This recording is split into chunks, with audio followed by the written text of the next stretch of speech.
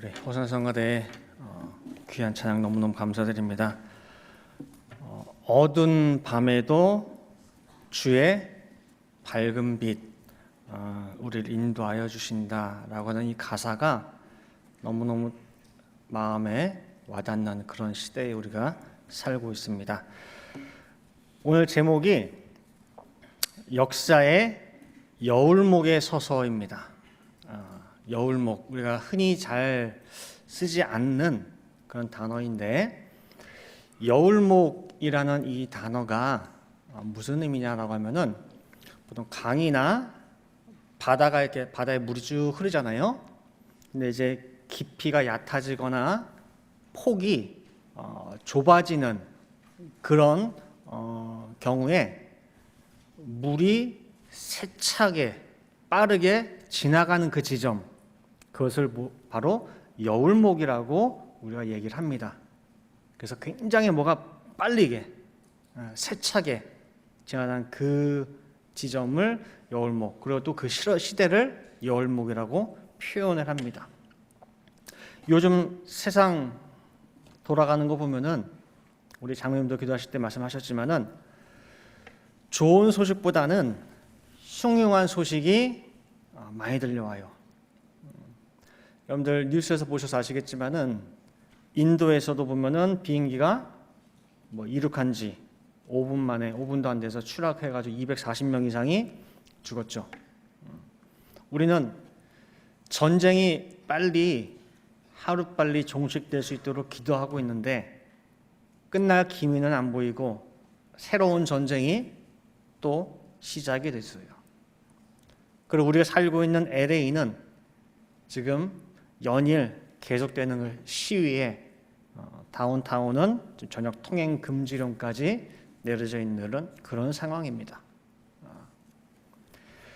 세상은 이렇게 난리 먹어지고 혼잡한데, 우리는 그런 가운데 구속 세미나를 개최합니다. 어떻게 보면 아이러니하죠.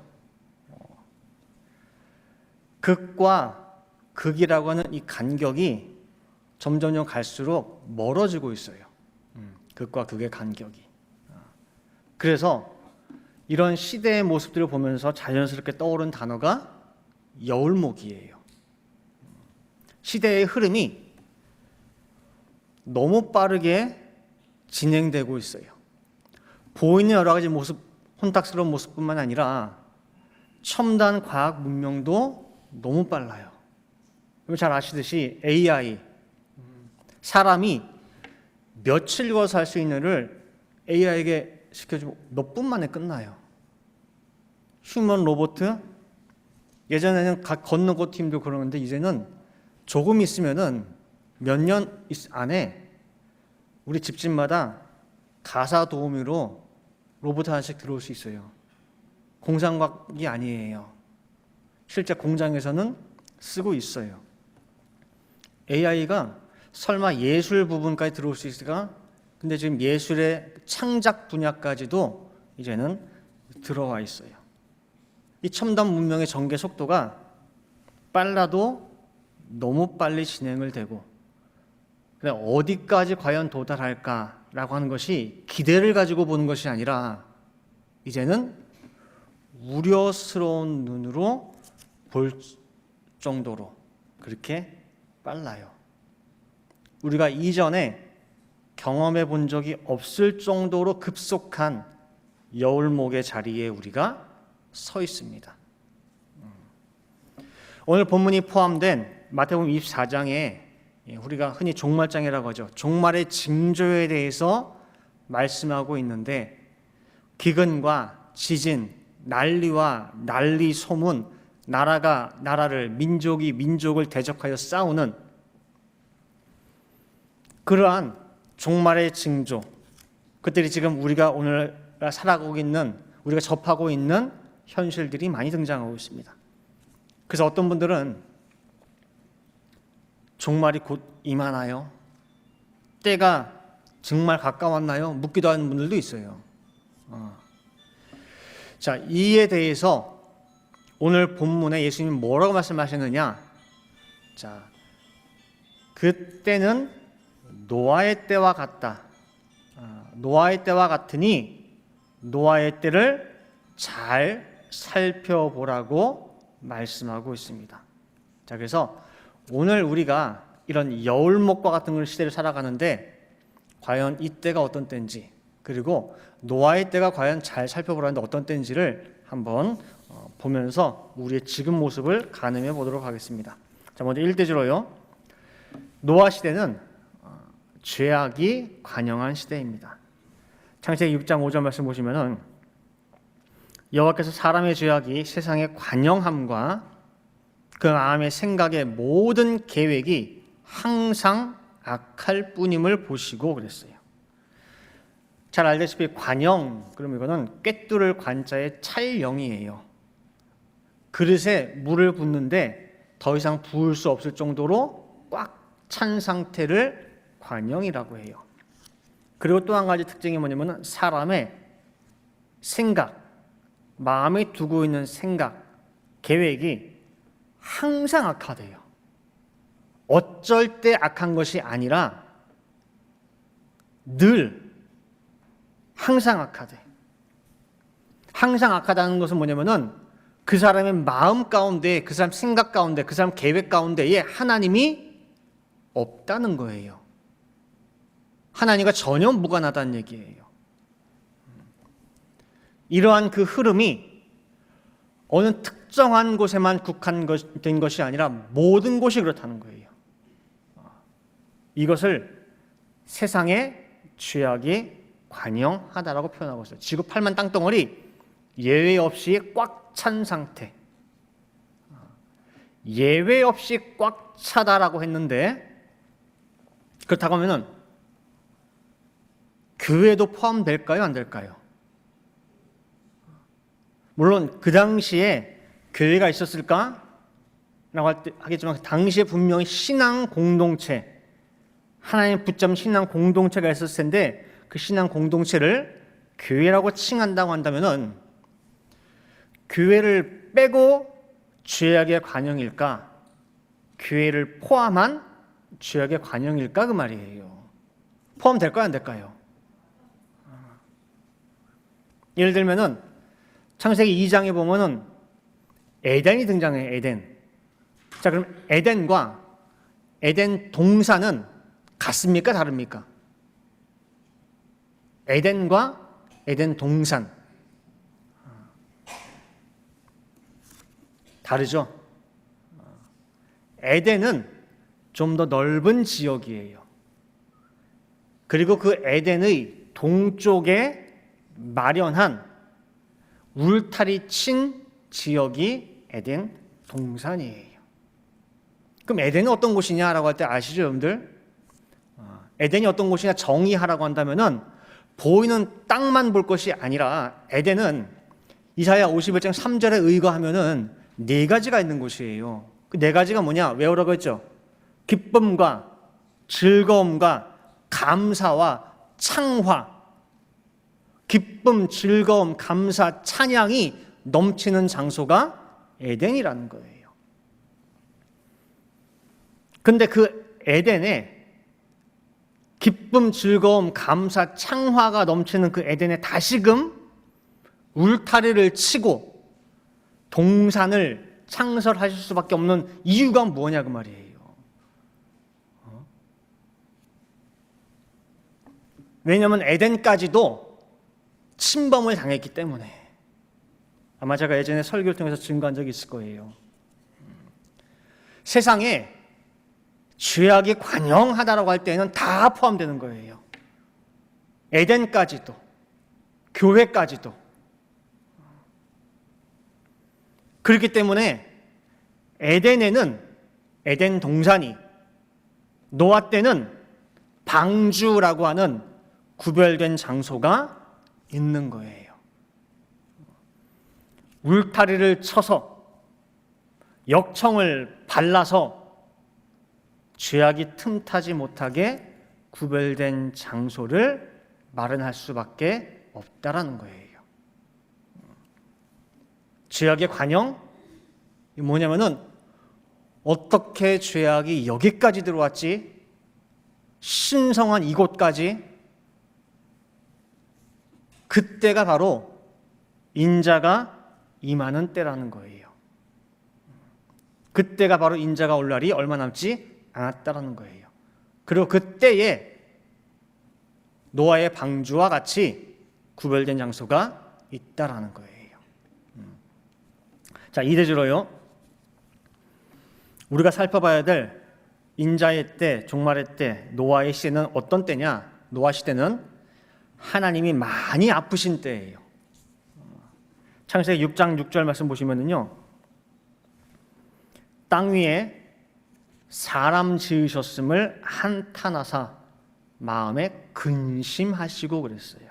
근심하시고.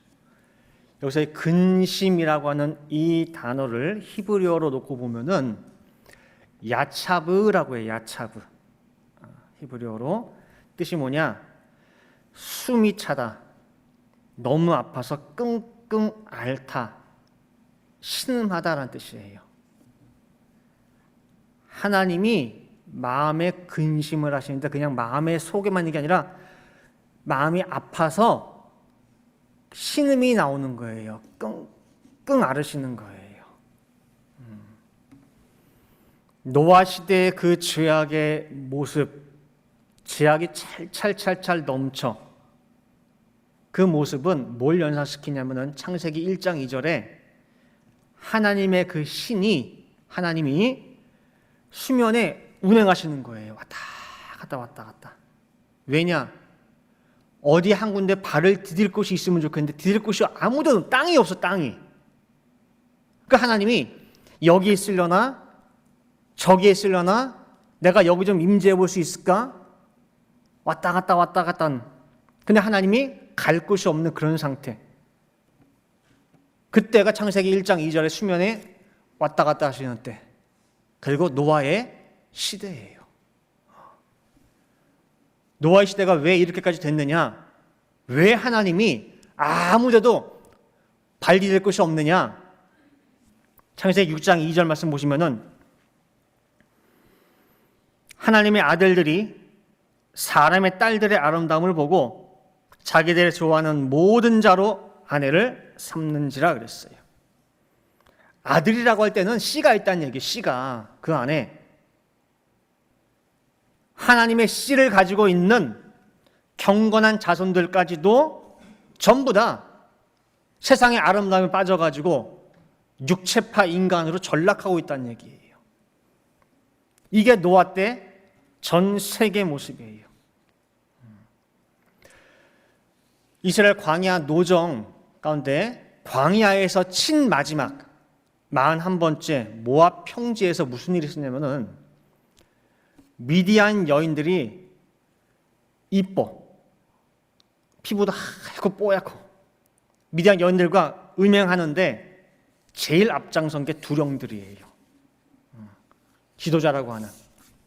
그러니 그 밑에 있는 일반 백성들이 무슨 사리 분별을 하겠습니까?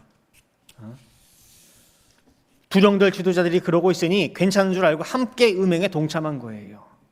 하나님이 얼마나 화가 나셨는지 모세 통해서 모세야 저 두령들 다 잡아다가 태양을 향해 전부 목매다 죽여버려 그랬어요. 그게 민수기 25장 3절 4절 말씀이에요. 마찬가지로 경건한 자손들이에요. 말씀을 아는 거룩한 씨 셋의 후손들이에요. 셋의 그 계통에서 변화의 첫 열매가 되는 에녹까지 배출한 성별되고 세상과 구별된 거룩한 자손들이에요.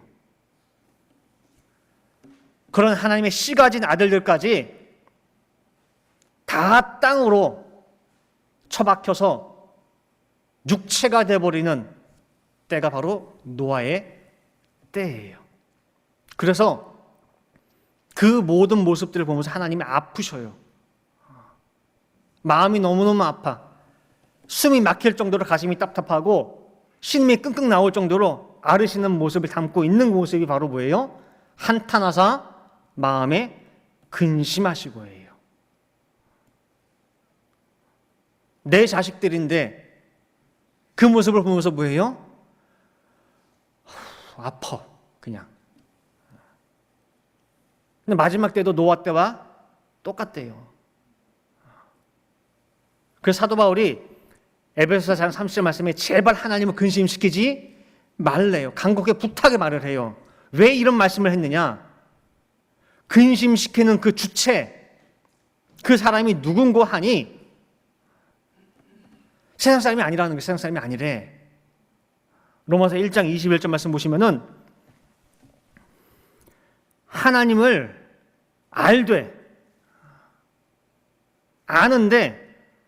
하나님으로 영화롭게도 아니하며 감사치도 아니하고 오히려 그 생각이 허망하여지며 미련한 마음이 어두워졌나니 그래요. 하나님 모르는 사람은 아예 차라리 하나님 마음 아프게도 안 해요. 근데 모르는 게 아니라 안돼. 말씀도 모르는 게 아니라 안돼. 안다고 할 때에는 순종이 뒤따라요.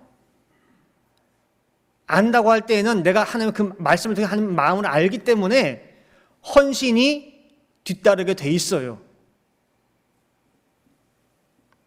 진짜 말씀을 받았다라고 할 때에는 감사할 수밖에 없어. 감사가 뒤따라. 근데 없대. 아는데 아무것도 없대. 도리어 그 생각이 허망하여지며 그랬어요. 허망하여지며. 헬라어로 마타이오라고 하는데요. 뜻이 뭐냐면 시시하게 만들다, 어리석게 만들다 그 소리예요. 그 대단한 말씀을 받았는데 생각하는 수준은 뭐예요? 야, 이거밖에 안 돼? 너무너무 시시한 거예요. 사단이 저 말씀 받은 성도래. 너 꽤나 대단한 줄 알고 준비하고 왔어요. 단단히 무장하고 왔어. 붙었어. 근데 얘에게 겨우 이거야? 이게 허망이에요. 이게 안다며. 달라도 뭐가 다르다며. 근데 겨우 이거야? 괜히 겁먹었네. 애기에게. 이게 허망이라는 거예요. 아는데 사단 보기에 너무 시시해. 게임이 안 돼.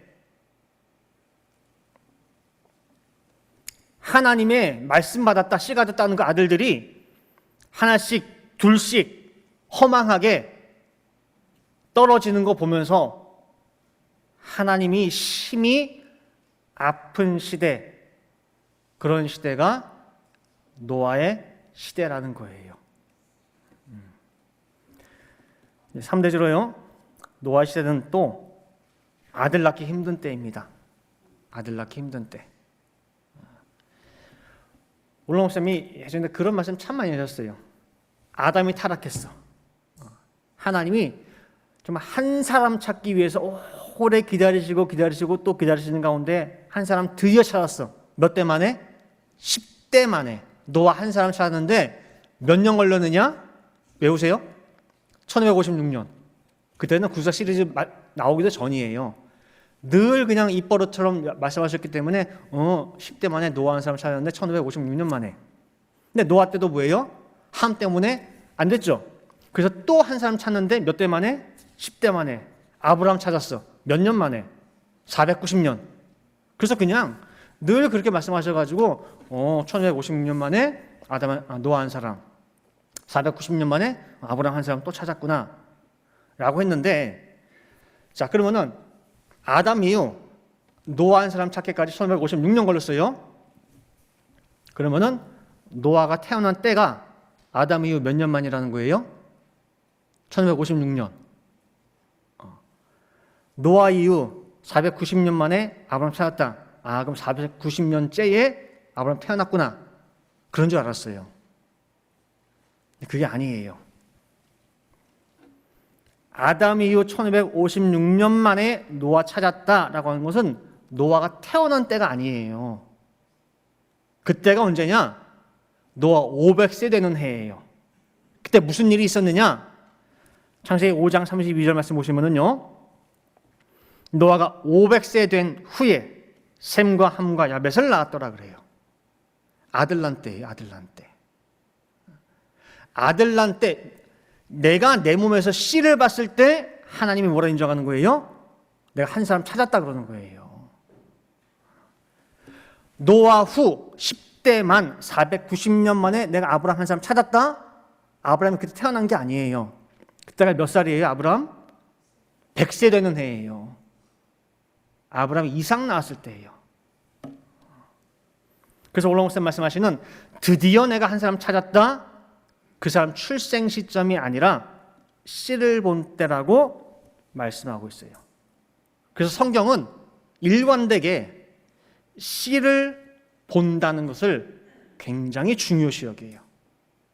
그래서 창세기 5장 11장 족보에도 보면은 그 사람에 대한 중요한 절로 해가지고 그 사람 일생을 요약을 하는데 거기에 반드시 기록되는 게 뭐냐면은 그 사람이 몇 살에 아들 낳냐, 씨를 보냐를 굉장히 중요하게 기록해요. 그 나이를.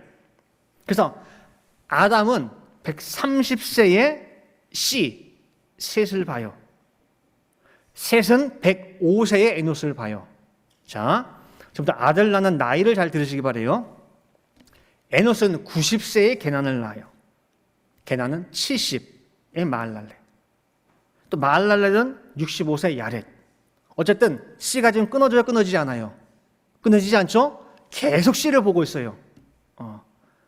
이어지고 있다는 얘기예요. 대를 이어서. 야렛이 162세에 에녹을 낳아요. 에녹이 65세에 씨를 봐요. 무드셀라가 187세에 라멕이라는 씨를 봐요. 라멕이 182세에 노아를 봐요. 노아가 500세 이후, 정확하게는 502세에 셈을 낳아요. 노아가 502세에 셈을 낳았다, 씨를 봤다 할 때 앞선 세대들과 비교해서 뭔가 다른 점이 없습니까? 적어도 3배, 많게는 7배 이상 그 전 세대에 비해서 아들을 늦게 낳아요. 이렇게 늦게 아들 낳는 경우가 없어요. 유래를 찾아볼 수 없을 정도인 502세의 씨를 봤다? 왜? 왜 그렇게 늦게? 그만큼 노아의 시대가 아들 낳기 힘든 때라는 거예요. 씨를 나와 같은 씨 하나를 보기가 하늘의 별 따기보다 힘든 시대라는 거예요. 죄악이 넘치고 넘쳐서 사람들의 마음, 심령까지 스며들다 보니까 도저히 말씀이 열매 맺지 못하는 그런 때, 500년 돼도 씨 가진 나무 한 그루 찾을 수 없는 시대, 그때가 바로 노아의 시대라는 거예요. 그 다음에 4대지로요. 그러나 노아는 여호와께 은혜를 입었더라. 사단이가 이 세상을 죄악으로 다 점령하고 그게 보입니까? 눈에 안 보이지? 그것을 뭐예요? 시각화시켜서 보여준 게 홍수예요. 사단이가 죄악으로 이 세상을 다 점령하는데 점령하고 심지어 경건한 셋 자손들까지 전부 다 죄악의 그 홍수 아래 담궜어요. 이제 하나님께서 예언하신 창세기 3장 15절에 약속한 여자의 후손, 여자의 씨가 실현될 수가 없어요. 왜? 다 수장시켰으니까. 씨가 다 죽었으니까. 이제는 여자의 후손이 뱀의 머리를 박살내는 그런 일은 있을 수가 없어요. 왜? 씨를 다 죽였거든. 이제는 게임 끝. 사단 승리라고 할 수 있는 그런 찰나에 너무너무 다행스럽게도 창세기 6장 8절이 있어요. 창세기 6장 8절에 그러나 게임 끝났다 생각하는 그 순간에 잠깐 그러면서 뭐예요? 노아 하나 남았어. 노아는 여호와께 은혜를 입었더라 해요. 아직 안 끝났대. 노아가 남았대. 그럼 대체 이 노아는 어떤 사람이길래 어떻게 이 죄악 세상에 다 가라앉고 있는데 가라앉지 않고 생존할 수 있느냐 그 말이에요. 여호와께 은혜를 입었더라 라고 우리 한글 성경에 번역하고 있는데 히브리 원어 성경을 보면은 의미는 비슷하지만 더 디테일해요. 표현 방식이 달라요. 원어를 직역하게 되면은 노아는 여호와의 눈에 있는 은혜를 발견했다 해요. 어디에 있는? 여호와의 눈에 있는 은혜를 발견했대요. 이것을 올라온성께서 정확하게 짚어주셨어요. 이 표현을 영어 성경에서는 원어 성경에 맞춰서 잘 번역을 했어요. 한번 띄워주세요. NIV, NASB 보면요. But Noah found favor. 은혜죠. 어디에서? In the eyes of the Lord예요. 하나님의 눈 안에서 그 은혜를 어떻게 했대요? 발견을 했대요. 노아가. 하나님의 눈이 그 많은 죄악 세상 가운데 노아를 늘 바라보고 있어. 오늘 목사님께서는 이 부분을 더 자세하게 말씀하시기를 노아는 하나님의 그 눈동자에 비친 자기의 모습을 발견했다는 거예요. 여러분들 누군가가 한 사람을 이렇게 유심히 보고 있으면 그 눈동자에 뭐가 맺혀 있어요? 그 사람의 모습이 눈동자에 맺혀 있어요. 근데 노아가 하나님의 눈동자에 맺혀 있는 자기 모습을 발견했다는 거예요. 자기를 바라보는 한없는 그 긍휼과 사랑과 자비의 눈, 그 눈이 자기를 향하고 있고 그 눈 안에 자기가 있는 걸 발견했다는 거예요. 깜짝 놀란 거예요, 노아가. 여러분, 눈은요, 많은 것을 담을 수가 있어요. 그래서 흔히 그렇게 얘기하잖아요. 차가운 눈, 그죠? 따스한 눈, 날카로운 눈, 또 애틋한 눈, 안타까운 눈, 연민의 눈, 사랑스러운 눈. 그래서 때로는요, 말과 눈이 다른 말을 할 때가 있어요. 말은 너무 따뜻해. 너무너무 친절해. 근데 눈은 차가워. 입과 눈이 다른 말을 할 때 어떤 게 진짜예요? 말이에요, 눈이에요? 눈이에요. 그래서 눈은 마음의 거울이자 마음의 그 비밀을 고백하고 있어요. 그래서 때로는 말로 전할 수가 없을 때가 있어요. 말로 해서는 안 될 때가 있어. 그때 전할 수 있는 통로가 눈이에요. 노아야, 내가 이 시대에 내가 너를 많이 아낀다. 내가 너를 정말 많이 사랑한다. 말로 하면 되지 왜 눈으로? 왜 눈에서 그 사랑과 자비와 은혜를 찾냐 그 말이에요. 말로 하면 되지. 말로 해주시지. 잘 들으세요. 노아의 그 시대가 그런 시대예요. 말로 할 수 없는 시대. 말로 뱉어서는 안 되는 시대. 사람들이 마음의 모든 생각이 악해. 전부 악하다 보니까 그런 악한 시대에 노아가 특별한 관심 받는데, 사랑받는데, 긍휼 받는데, 야, 쟤 이쁨 받는데 조금이라도 내비쳐 보세요. 사단이 바로 알고 죽여요. 득달같이 달려들어서 가만 안 놔두죠. 물고 뜯고 난리가 납니다. 계시록 13장, 계시록 13장 17절 말씀 봐도 짐승의 표를 다 받았어. 다 받았는데 같은 소속이 아니면은 어떻게 해요? 상대를 안 해요. 팔지도 않아요. 굶어 죽든 말든 매매를 안 해요. 자기 표 받은 사람들끼리 같은 소속끼리만 나눠요. 매매를. 근데 그런 가운데에 하나님이 노아한테 말을 해요. 죄악이 다 점령한 그때, 이제 끝이구나 하는 그때에, 그러나 노아는 아무도 못 보는 하나님 눈 속에 맺혀 있는 그 모습을 봤어요. 너무너무 많은 내용과 말을 담고 있는 그 눈에 은혜를 입은 노아가 그때 있었어요. 그러면 마지막 인자의 때에도 이런 은혜가 있겠습니까? 없겠습니까?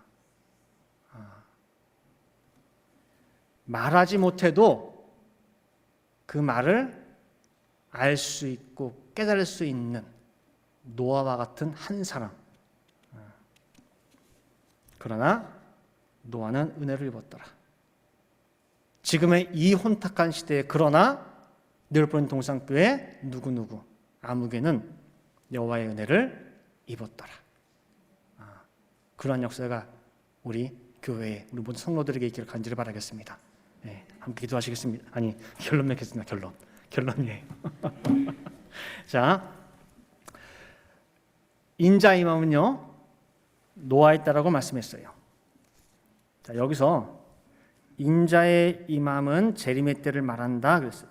그래서 그 때를 잘 준비하고 맞이하려면 노아의 때를 살피라 해서 하나하나 살펴봤는데 어때요? 죄악이 찰 넘쳐 에덴이고 교회고 예외 없이 다 점령당했어요. 다 침범당하고. 그래서 하나님 마음이 심히 아파서 끙끙 앓는 시대라고 했어요. 또 그러다 보니 씨 하나 찾기 힘든 때예요. 지금 이런 말씀을 들으면서 마음이 어때요? 무겁죠. 와, 이거 보통 환난이 아니구나. 그때 나는 과연 버틸 수 있을까? 끝까지 남을 수 있을까? 예수님 말씀에 홍수가 나서 홍수 그 물이 콧구멍까지 들어 차 올랐는데도 깨닫지 못하고 죽었다는데 과연 나는 어떨까? 그냥 물에 휩쓸려 죽지만 않아도 좋겠는데 그저 구원만 받아도 좋겠는데 그죠?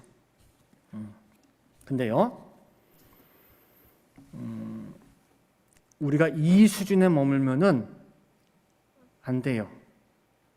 이 수준에 머물겠다고 오늘 말씀 준비한 게 아니에요. 간신히 구원받는다, 간신히 물에서 건짐받는다. 노아 대홍수 심판 때 가장 큰 소망이며 영광이 뭐냐 라고 할 때 물에서 건짐받는다, 구원받는다 그거 아니에요. 진짜 소망이 뭐냐?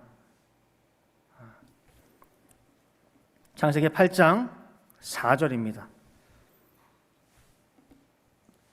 창세기 8장 4절 7월 곧 그달 17일에 방주가 아라랏 산에 머물렀으며 말씀하고 있어요. 방주가 어디에 닿았대요? 아라랏 산이에요. 이 아라랏 산의 그 의미, 뜻이 뭐냐? 세 가지예요. 이거 외워두세요. 너무너무 좋은 거예요. 아라랏 산 뜻이 뭐냐? 창조의 산, 살아있는 산, 거룩한 산이라는 의미예요. 뭐예요? 창조, 살아있는, 그 다음에 거룩한 산. 이 세상 천지의 가장 높은 산이에요. 태초의 산이에요. 말로 형용할 수 없는 거룩한 산이에요. 그 최고의 차원까지 방주가 올라갔어요. 거기에 닿았어요. 이르렀어요. 거기에. 꼬린 한 거예요. 꼬린. 어떻게? 무슨 방법으로? 그 높은 데 올라갔어요. 어떻게? 홍수 통해서 홍수. 노아가 무슨 재주로 그 높은 아라랏산에 올라가겠습니까? 방주를 지었어도요, 땅에 있어요. 땅에. 그죠? 그 방주를 그 높은 데까지 끌고 올라가요? 메고 올라가요? 짊어지고 가요? 못 올라가요. 죽음의 홍수를 쏟아 부었는데 그거 이용해가지고 아라랏산까지 도달한 거예요. 이게 우리가 바라보는 바고 우리의 소망이에요. 그게 단지 물에서 나 살았어. 그거 아니에요. 아라랏산은 내가 올라가는 게 아니에요. 올려줘요. 내가 방주만 지으면. 그래서 인자의 임함은 노아 때와 같다 했어요. 그래서 오늘 주시는 이 말씀을요, 잘 기억하시고 적용하시기 바랍니다. 오늘 이 말씀이요, 전 세계 지구촌에 일어나는 일들에 적용할 수도 있고, 말씀의 교회에 대입해 볼 수도 있고, 각자 개인의 상황에 적용해 볼 수도 있어요. 오늘 제목처럼 역사에 정말 빠르게 흐르는 그 여울목의 선 지금 내 눈에는 뭐만 보이느냐? 물과 바람과 혼돈만 보여요. 근데 그것만 볼 것이 아니라 이 홍수를 통해서 방주가 힘차게 올라가는 모습, 마침내는 창조의 산, 거룩한 산, 살아있는 그 산 아라랏에 도착하는 모습을 믿음의 눈으로 바라보시길 바랍니다. 지금이 어떤 때예요? 그런 때예요. 너무 혼란해. 야, 이거 뭐 어떻게 해야 돼? 그때가 나에게는 뭐예요? 우리에게는 도약할 수 있는 계기라는 거예요. 기회고. 마지막으로 요한계시록 22장 10절과 11절 말씀 보고 마치겠습니다. 자, 요한계시록 22장 10절 11절 함께 보이세요? 함께 봉독할게요. 시작.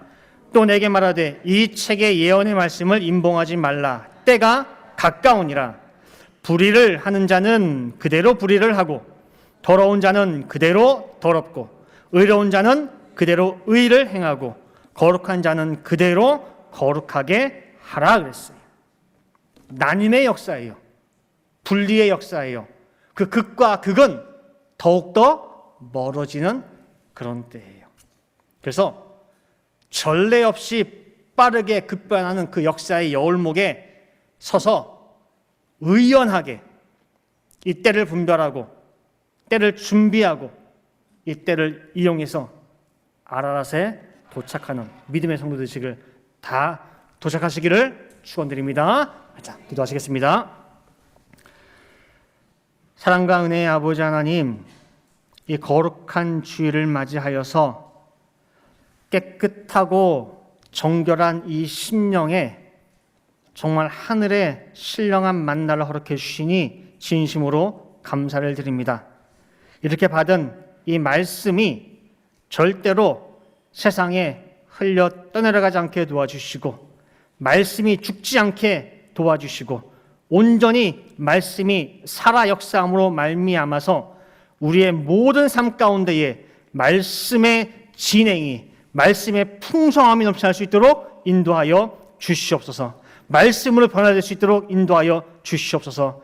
말씀이 내 안에 들어와서 내 말이 변하고 생각이 변하고 내 행동이 변함으로 말미암아 노아의 시대를 보면서 정말 하나님의 모든 아들들이 씨 가진 자들이 세상에 육체로 전락하는 모습을 보면서 하나님이 아파하는 모습이 아니라 그러나 노아는 그러한 시대에 여호와의 은혜를 입었더라. 이 말씀이 늘 브랜동산에 소속한 모든 한 사람 한 사람에 다 적용될 수 있도록 인도하여 주셔서 정말 뉴일폰 동산 모든 한 사람 한 사람 그러나 아무개는 여호와께 은혜를 입었더라. 그리고 우리 각자가 정말 준비하고 말씀으로 지은 그 방주가 단지 물의 뜸으로써 정말 만족하는 것이 아니라 정말 이 험난한 여울목, 이 혼탁한 이 시대를 이용하여 오르고 또 올라서 마침내는 정말 아라랏산, 창조의 산, 거룩한 산, 살아있는 그 태초의 세계에 도착할 수 있는 저희 모든 성도 될 수 있도록 인도하여 주시옵소서. 반드시 기도한 그대로 성취될 줄을 믿고 감사드리며 이 모든 말씀 사랑에 많으신 예수 그리스도 받들어 기도 올리옵나이다. 아멘. 자, 함께 영광 박수 드리겠습니다.